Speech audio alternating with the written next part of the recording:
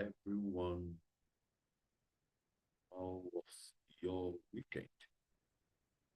I hope your weekend was great. Welcome to another week. Uh, we have a lot of things to cover this week. And I want to encourage you to make sure you create time out of your tight schedule to be able to review what we have for this week. So I'm looking to your syllabus and the week 3, what we have for week 3. We'll be talking about the causes of conflict and looking at it from different perspectives. We'll be looking at it from theological perspective, and we'll be looking at it from secular perspective also. And we'll be looking at scholastic view or scholastic model to a conflict. And it's very important that we pay attention to where we are right now, because that's a long way to go in what we are focusing this week. Now, let's look at the overview of the week 3. The conflict is really caused by a single factor. It usually emerges from a combination of personal attitudes, unmet needs of the people, social identity, cultural differences, failure in communications, competition over resources, injustice, unjust structures. The list is endless. I can keep going on and on and on and on and on. Now, in this 3rd week, we'll be examining the causes of conflict from that 2 broad perspective, which I've mentioned the other time, which is theological and, of course, secular. Okay. When we talk about theological perspective, we'll be focusing on moral and spiritual dimension of human conflict. And when we're talking about secular perspective, we'll be talking about psychological, social, economic, cultural, structural explanations. So we will then use the 3 important models to analyze conflict. We'll be using a Jotan conflict triangle. We'll be using human needs theory. And what is the 3rd one now? We'll be using social identity theory. Social identity theory. So we use this to analyze conflict. I just hope at the end of this week, like our learning outcome is that, you are able to define conflict and explain why conflict arises. You must be able to identify major theological, causes of conflict. And of course, you must be able to explain major secular causes of conflict. Okay. And not only that, you must be able to distinguish between underlying causes and feasible manifestation of conflict. Okay. You must be able to apply Jotan conflict triangle to a conflict situation, explain how unmet needs contribute to conflict. At the end of this week, you must be able to, explain the use of social identity theory to understand group conflict, and you must be able to compare the theological and secular explanations of conflict, and of course, analyze a real or hypothetical conflict using multiple models, if that makes sense. That is going to be the outcome, what you must be able to understand at the end of this week. Now, let's look at it from this point, part one of it, which is understanding conflict. What is conflict? In previous classes, sometimes I've defined what conflict is all about, right? I'm going to give you again that conflict can be understood as a situation, okay? Situation by which, in which an individual or group of people, different groups of people, perceive that their interests, their goal, their values, their, what again, needs, their identities are incompatible. That's conflict. Group of people find themselves in a situation whereby values, goals, interests, pursuit are not the same. When those things are not the same, there's a conflict in value, the value has changed, interest is no longer the same, goals are no longer the same, values are no longer the same, needs are no longer the same, identity diverse. What comes up is conflict. Now, as a registered psychotherapist, I meet people every day to support them. And I can substantiate that when values of people, just one value, just value alone, leaving others, value alone, once value changes, there's going to be conflict. Just value. Not to talk of, you're talking about interest, you're talking about goals, you're talking about desire, you're talking about pursuit, you're talking about values, needs, and all. Just one of them. If two people are working together and their values, change, there is going to be conflict. And for those of you who are asking, why is always problem? Why is all that, this culture is fighting this culture? Oh, why is there these people don't want to see these people? Oh, this particular set of people, they hate these people. It is just a situation. They don't have the same value. They don't have the same, goal. They don't have the same interest, not the same needs, different identity. That's why there's a conflict. Okay? Maybe you brought an Hausa man from Nigeria, and, another tribe, and you put them side by side. They may not be able to live together. Why? Because they don't have the same value, they don't have the same goal, they don't have the same needs, they don't have the same, they will be conflict.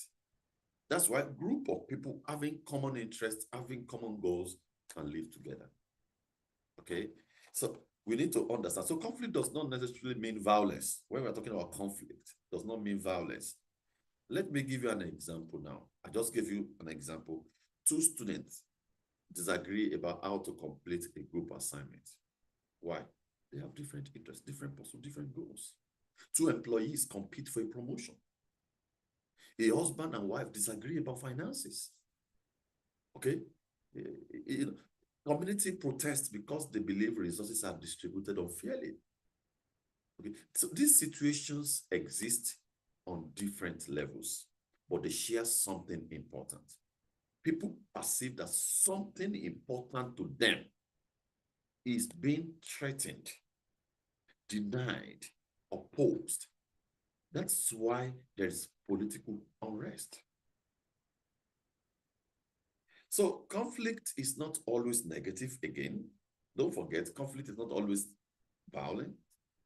It's not always negative too. Okay, conflict can produce, number one, creativity. When there's conflict of idea, there's creativity. Better decision making. When there's a conflict, people disagree, and eventually they come and make a better decision. accountability when there's conflict. Okay? There's social change when there's conflict. Conflict can produce clarifications of value.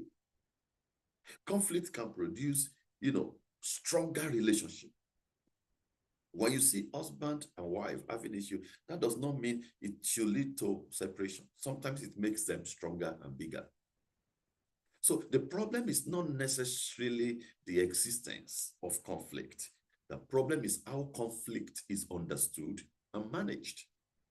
How conflict is understood and managed. Despite diversity, we can still manage ourselves to be together, depending on our understanding and our management skill. So that's why the purpose of this course is called conflict management, peace and conflict management. All right, so we need to understand that. Looking at the part two of this overview I'm giving to you is the theological perspective on the conflict, on the causes of conflict. Theological perspective. Now, a theological perspective, we ask the following questions. Number one, what does human sinfulness contribute to conflict? What does human sinfulness contribute to conflict? Number two, why do people harm others? Why do people harm others? Number three, what happens when human desire become disordered? When human desire become disordered. Another thing is that how do pride, greed, and the desire for power affect relationship? Pride, greed, quest for power. How does it affect relationship?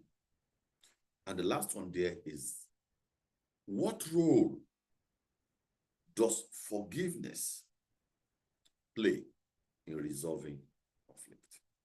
So these are questions we need to ask. So from Christian theological perspective, conflict is ultimately connected to the brokenness of relationship between God, human beings, and other people and creations. I want to say that again. Looking at it from a Christian perspective, conflict, is highly connected to a situation when relationship is broken. I mean, relationship between God and man, relationship between, human beings, others. We've said this about last week, between you and creation. That's where the conflict arises. Let's consider how sin can be a big factor here. Now, when we talk about sin, sin can be understood as, humanity's tendency to turn away from God, turn away from God's word, turn away from God's will. And of course, they begin to act in a way that damages relationship with God and others. Do you understand that? We have that tendency in us as human beings when we begin to act against God's will in such a way that will destroy the relationship we're building with God and others. That is sin. So sin, therefore, is, not merely about individual wrongdoing. It can also have relational and social consequences. When we sin against one another, when we sin against God, it has social and relational consequences. How does sin cause conflict? Sin can produce dishonesty. Sin can produce jealousy. Sin can produce hatred, violence, exploitation, injustice, revenge, selfishness, what again? Discrimination, breakdown. Sin causes so many things. So consider a workplace where an employee lies to receive a promotion. The initial action may appear individual, but it can produce the chain. Let me give you the chain. The chain starts from deception to mistrust, from mistrust to resentment. Yes, from resentment to confrontation, from confrontation to organization and conflict, from conflict to what? War. Cold war. All right, so let me give you the chain again. Deception. It started with this deception to mistrust. And when there's mistrust leads to resentment, and resentment leads to confrontation. Okay, from confrontation to organization and conflict, and from conflict to you name it.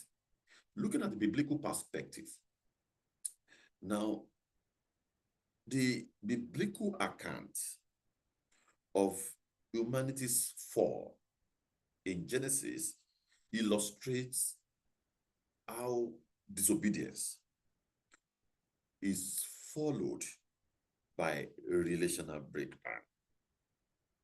With the case of Adam, God, that's our case study. This Genesis chapter 3, is significant because alienation appears at multiple levels. Now, looking at it, humanity and God, that's the first level. Then, human being and another human being. Then, human beings and one another.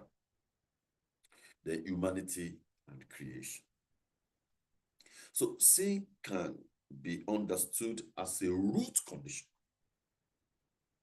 okay, that produces behaviors and relationships capable of generating conflict.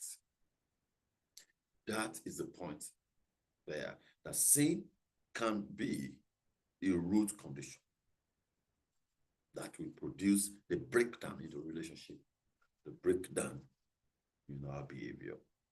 Another thing is pride. Now, pride involves an excessive focus on one's own importance, one's own status, one's own knowledge, rights, or superiority. Pride becomes particularly destructive when people cannot acknowledge that they may be wrong, that others have legitimate perspective, that they need help, that they have hurt someone, that compromise, may be necessary. Okay? That's why we need to be very, very careful. Very, very, very careful. All right? So the example is, imagine two churches or two church leaders who disagree about a ministry decision. The disagreement itself is not necessarily destructive, but if each other thinks I must win because my position is the correct one, the disagreement can become a personal struggle for status and recognition. So the conflict has moved from what is the best decision to who is going to win. Let me give you this conflict circle. Again, from pride to defensiveness, you can draw the arrow to defensiveness, to refusal to listen, from refusal to listen to escalation, from escalation to broken relationship. Does that make sense? From pride to defensiveness, from defensiveness to refusal to listen, from refusal to listen to escalation, and from escalation to broken relationship. So now the conflict most times escalates, not because the original issue is extremely important, but because people attach their identity and dignity to winning the argument. Let me say this important lesson again. Now, conflict escalates most of the time, not because the original issue is extremely important, but because people attach the identity and dignity to winning the argument. That is the point. Looking at the greed again, greed is another thing. I'm talking about sin, pride. Now I'm talking about greed. Now, greed is excessive desire for wealth, possessions, resources, or advantage. That's greed. So greed becomes a cause of conflict when individuals or group seek to accumulate resources at the expense of others. For example, land disputes, corruption, exploitation of workers, unequal access to natural resources, political corruption, business competition without ethical limits. At the individual level, I want more, I want more, I want more. At the social level, our group deserves more than other group. At social level. So those are things we need to understand when it comes to conflict management. Looking at the theological insight, the problem is not simply having resources or wealth. That's not the problem. The problem arises when possessions become more important than people and justice. That is the problem. Another one is unforgiveness. Now, unforgiveness can keep past injuries alive when we refuse to let go. When people refuse to forgive, conflict can become, cyclical. Cyclical, C-Y-C-L, I-C-A-L, cyclical. For example, harm to anger to resentment to retaliation to new harm to greater resentment. That's how the complication continues. Harm to anger, from anger to resentment, from resentment to retaliation, from retaliation to new harm, from new harm to greater resentment.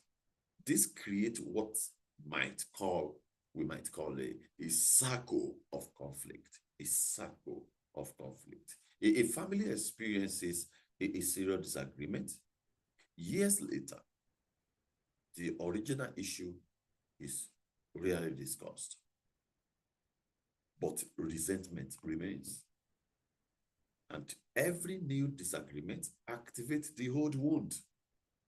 So family members interpret new behavior through the lens of the past. Can you see now? So the current conflict is therefore partly caused by an unresolved historical conflict. Unresolved historical conflict. And that's where we have a lot of problem today. Not talking about the issue between you and your wife, sweeping things under the rug, as if all is well, will be a breeding ground for subsequent conflict. So that's why you need to deal with every issue when you have time, not to sweep things under the floor. When you do that under the rug, it becomes a breeding ground for the next conflict. And the next conflict to new harm to greater resentment. So that's how conflict, is generated. And of course, the current conflict, is the breeding ground for unresolved, we be founded as a result of a conflict that is not resolved. That's what the point I'm trying to make there. So that's why you don't leave anything behind. Otherwise, you're going to deal with it later on. Now, let's make important distinction at this point. One of the distinctions I want to make is this, that forgiveness, when we talk about forgiveness, it does not mean pretending the harm did not happen. Okay? That's not forgiveness. Forgiveness does not mean that you are ignoring injustice. Okay? That's not what forgiveness. Forgiveness does not mean that, you are eliminating accountability. Does not mean that you are automatically restoring trust. It doesn't mean that. Forgiveness and justice, both are very, very important and can be considered together. All right. Another thing I want to talk about, I've talked about sin, I've talked about pride, I've talked about greed, I've talked about unforgiveness. I've talked about, now I want to talk about power. Power. Power is the ability to influence decisions, control resources, shape behavior, or determine outcome. Power itself is not necessarily evil. The problem arises when power is abused. That's where the problem comes from. When power is concentrated, when power is not distributed equally, unequally distributed of power, when you use power to exploit others, when you make sure that you are protecting through violence or coercion, then problem arise. You use power to do that. A manager controls sometimes salary in an establishment, salaries, sometimes promotions, sometimes schedules, and of course, disciplinary action.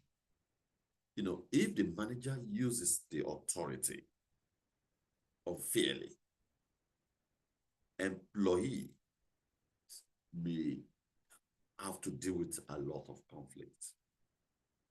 And that's why when you see a functioning organization, you see problems there. These are things that are causing a lot of problems. So there is a theological question here that we need to consider. Theological analysis asks, how should power be exercised? A Christian perspective generally emphasizes forms of leaderships characterized by service, justice, humility, and responsibility rather than domination. That is from Christian leadership perspective. Service, justice, humility, responsibility rather than domination. So this is very, very important. Now, let's look at the third part.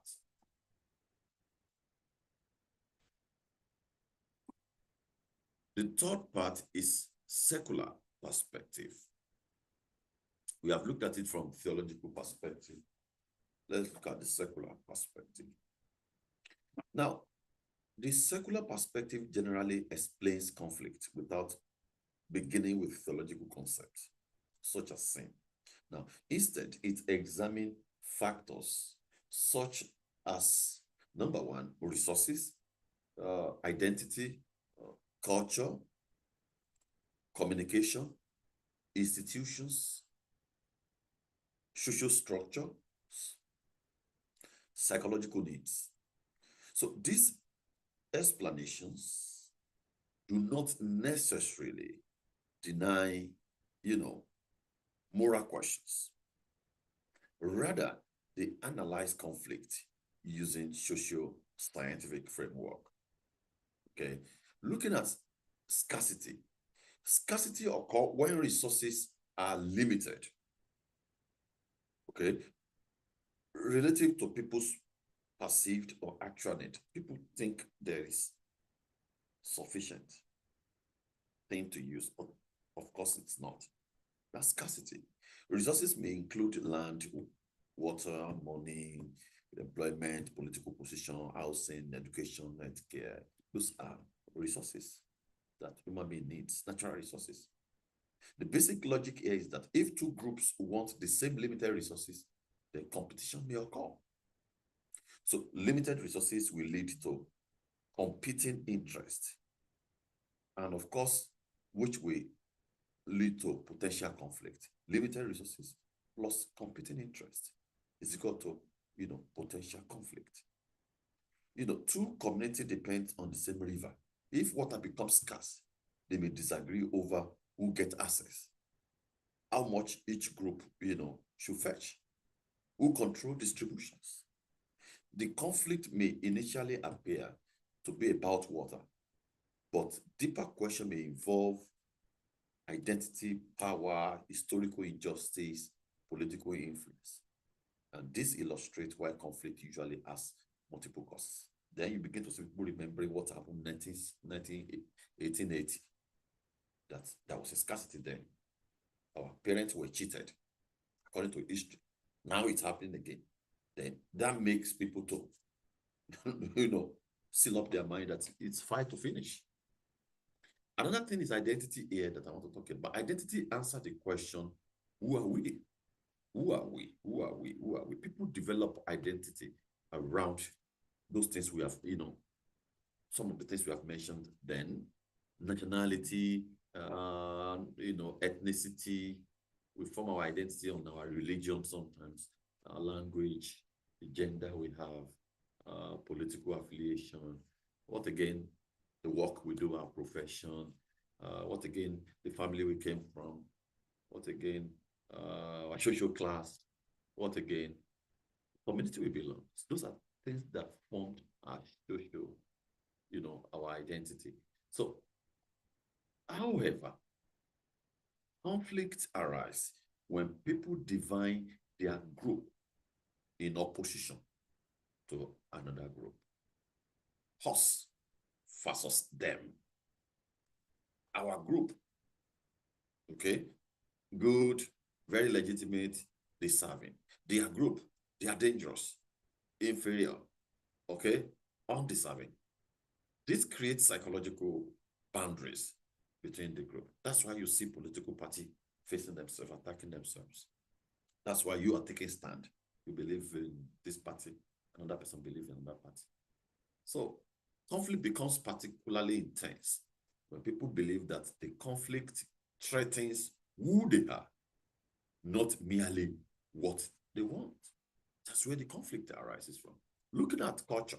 Now, culture influences our value, our belief, our communication style, our tradition, our expectation, our concept of authority, our approach to disagreement. So two people can observe exactly, the same behavior, but interpret it differently because of cultural assumption. There's something we call cultural assumption. So in one cultural setting, direct disagreement may be interpreted as honesty and openness. In another, it may be interpreted as disrespect and confrontation. Okay, let me give you an example. I've had so many people talking about this. I am, by the grace of God, I'm a detribalized Nigerian. I don't believe in I am this, I am that. I don't believe in that. If you're a Christian, you're a child of God, it doesn't matter where you came from. You are my brother, right? So sometimes I've had, some probably culture says some particular ethnicity or people are coward. Or they will not talk, they will hide, they will betray. And why another tribe, this other tribe will believe that this tribe are too confrontational. They are, those things, the fact that I am avoiding, fight, or I don't want to fight, does not make me a coward. It's all about a culture, okay? Anybody can fight. All of us can fight. If we want to use fight to settle things, we can use it. Anybody can fight. But don't forget, identity and our belief, our ethnicity, all those things formed who we are. So the fact that when you see this category set of people, they always want to chicken away from fight, or they always want to avoid fight and all that. It's part of identity. It's a cultural thing that grew up, that informed this set of people who they are, not because they can't fight, not because they are afraid of fight. It's just something is, the identity is personality. And if I see any culture who is bold, confrontational, that does not make me to condemn them and say, oh, you are too bold, you are rude. That is them. So you need to understand people and relate with them, who they are. So it's not a weakness for both group. Okay, it's not a weakness. So that's why we need to be very, very careful about our judgment. When you see people chicken away, sometimes it's not because they are weak. Sometimes it may be issue of identity. So neither interpretation of somebody who will say is disrespect and confrontation, and somebody who says it's honesty and openness. Neither interpretation can be understood adequately without considering the cultural context. That's what the point I'm trying to make. The cultural concept is very, very important. Okay, the important principle here is that cultural difference does not automatically produce conflict. Conflict emerges when differences are misunderstood, are stereotyped. That is what I'm talking about. Because you deal with one person who came from a particular tribe and behave that way, you believe everybody's like that. You are stereotyping them. That's stereotype. That's where the conflict comes from. That's where conflict emerges when differences are disrespect. Sometimes you will politicize it. Okay, sometimes we combine with unequal power. All right, so that is where the conflict arises from. There is beauty in diversity, but when diversity is misunderstood, is stereotyped, disrespected, politicized, combined with unequal power, then it becomes a conflict. Another thing is communication. Many conflicts involve communication problems. Let me tell you today, from my experience as a couples counselor, I have come to see that more than 60% of the family in marriages or family problems today, or marriages problem today, arises from communication problems, which may include misunderstanding, poor listening, assumption, rumor, ambiguous language, misinformation, non-verbal misinterpretation, emotional reactions, body languages, body cues, eye contact, choice of words, our dictions, our mood, and all those. Those are problems. That's where the conflict arises from. Let's look at communication circle. Statement, interpretation. There's a statement, there's an interpretation, there's emotional reactions to that, and there's a response. That's the circle. So the problem is that the listener may interpret the statement differently from what the speaker intended. A supervisor says, we need to talk about your performance. The employee interprets this as, I'm going to be fired.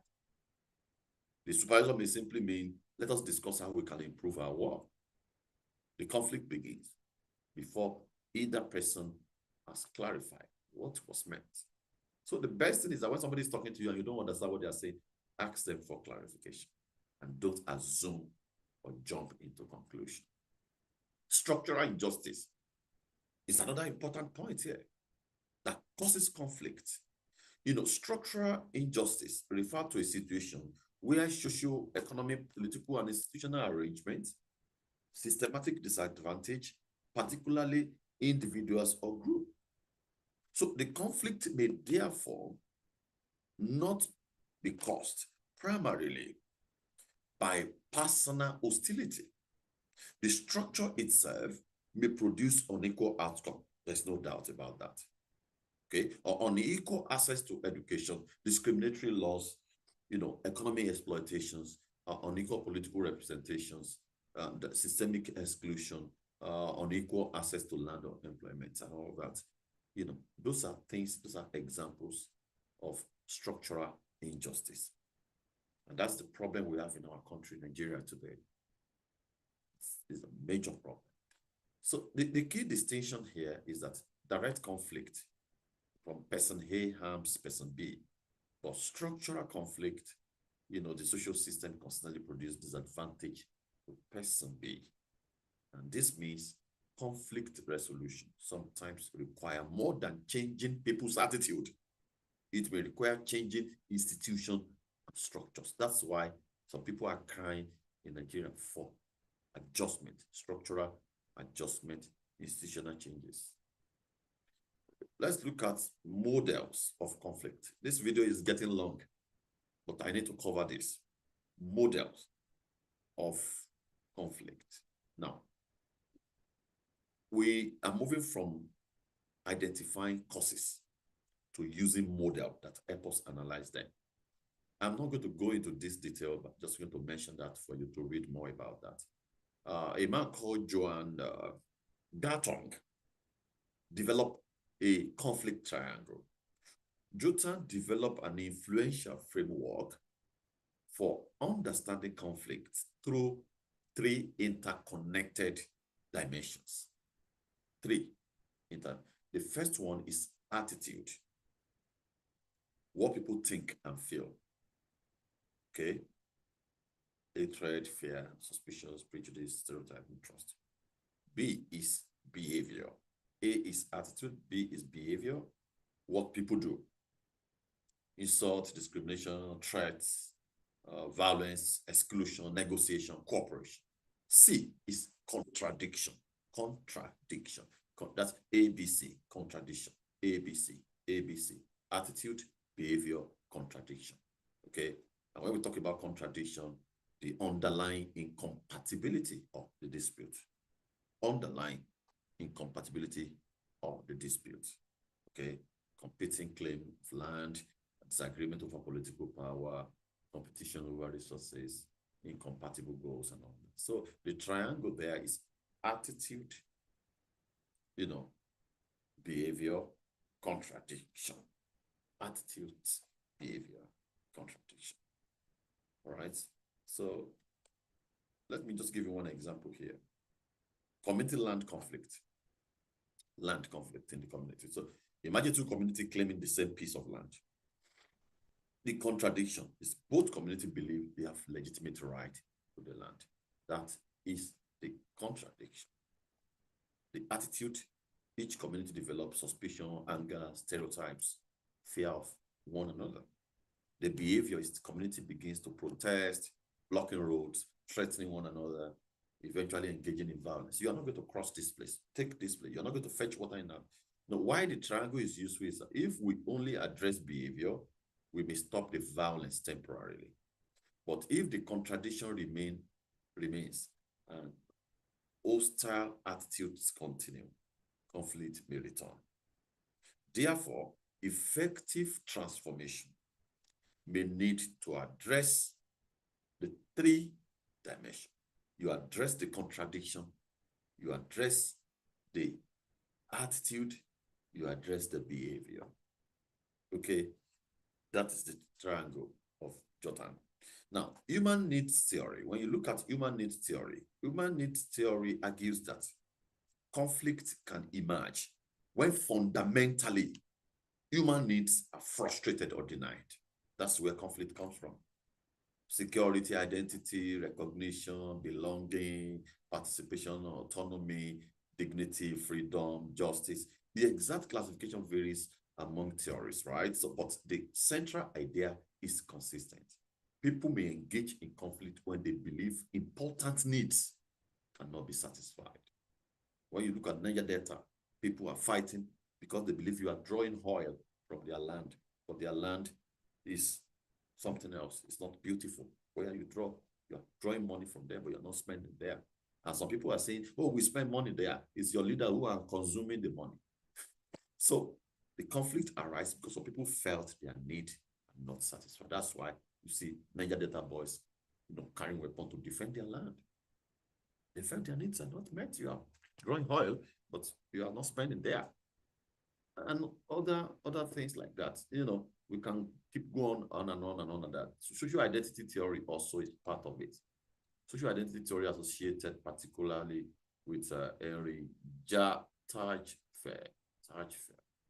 Henry Tajfer and John Tunan. Both of them worked on that. They explain how people's sense of identity is partly derived from membership in social group. People categorize themselves and others into groups. So, oh, we are Christian, we are Muslim, we are Canadian, we are immigrants, we are Africans, we are management, they are workers. So that is the categorization. And the categories of these people are not necessarily problematic. And the Christian and the Muslim, that's not a problem. Conflict can emerge when this group, membership, when members produces some kind of in-group favoritism or something like out-group stereotyping or prejudice or competition or perceived threat. So when you are preaching as a Christian, you are attacking Muslim, or you are preaching as Muslim, you are attacking Christian. There's nothing wrong with the group, but when you begin to attack one another, there is problem. That's where the conflict arrives. The two can coexist without any problem. So social identity process is based on the following: categorization, us and them, identification. Okay, their success is our success. Comparison, group compare themselves with other, we are better, more deserving than them. Competition, okay, we are better, I must do way more than them. Conflict, competition combined with negative stereotype can escalate into discrimination or violence. So if we want to integrate these three models, the models are most useful when you use them together. Consider a conflict between two ethnic communities over political representation. Gattung says contradiction. They disagree over political representation. Attitude, each group distrusts each other. Attitude, behavior is that there is a protest. Okay, inflammatory speech, begin to talk anyhow. You need to combine the three together. Human need theory says members of both groups may experience unmet needs for security, recognition, and all those things I mentioned. So social identity talk about people increasingly define themselves through their group membership. Our community is their community. This strengthens in-group solidarity and out-group hostility. So we talk about theological perspective. Conflict may arise. Conflict may also involve pride, greed, those things we mentioned, forgiveness. Talking about secular perspective, we're talking about competition over political resources, identity, historical. A complex conflict requires a multidimensional analysis. No single theory can explain everything. Please don't forget. Don't forget. Let me just round off, by saying that this is a lot, okay, that we need to read more about it and study more about it. And let me end this lecture today by saying, when people are in conflict, they usually fighting about what they say they are fighting about something deeper. I can give example in the family, church, workplace, community, political, and international relations. See people today, they are fighting about something. They're really fighting about, common interests, or they're fighting for themselves. And you see problem in the church and in the society. That's exactly what's happening. People are fighting for something else, not what you think they are fighting for. So until I come your way again, take time to read the text for this course and take time to do more in-depth study and make your notes. All right, because all these things are going to be useful for us going forward. Until I come your way again, if you have any question, please feel free to reach out to me and we can deal with the problem together. I hope you will have a blissful week. Enjoy.